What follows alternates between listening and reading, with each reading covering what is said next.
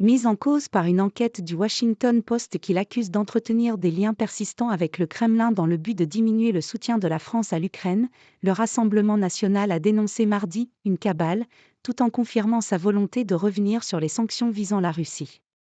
Selon l'enquête du journal américain, la Russie mènerait une entreprise de subversion en France, dans laquelle le parti présidé par Jordan Bardella jouerait un rôle important.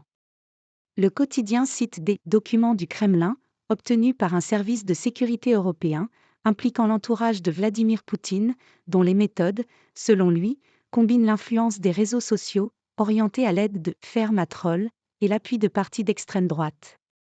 L'objectif plus large est de déstabiliser l'Europe, d'après le Washington Post. Tous les gouvernements d'Europe occidentale seront changés, assure Jean-Luc Schafafosozé, ancien député européen affilié au parti de Marine Le Pen et cité par le journal. Le Washington Post, dans son enquête publiée samedi, affirme aussi que M. Schafafosozé loue un étage de sa résidence, à Strasbourg au numéro 2 de l'ambassade de Russie en France, qui siégeait au Conseil de l'Europe jusqu'à son exclusion en mars 2022. Tout ça est une cabale, a réagi le porte-parole du RN Laurent Jacobelli sur Sud Radio, affirmant qu'il n'y a aucun lien entre la Russie et son parti.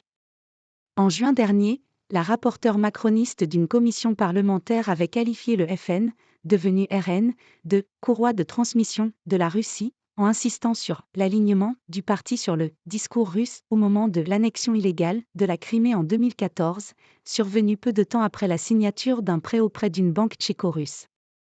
Le RN est bien le porte-parole du Kremlin en France et joue un rôle prépondérant pour relayer la propagande de Poutine, a estimé, après l'enquête du Washington Post, le parti présidentiel Renaissance dans un message sur X.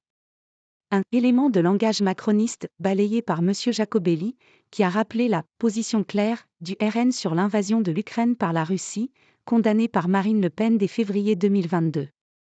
Mais le parti reste sceptique sur l'aide à l'armement offensif de Kiev et opposé aux embargos inutiles imposés à Moscou.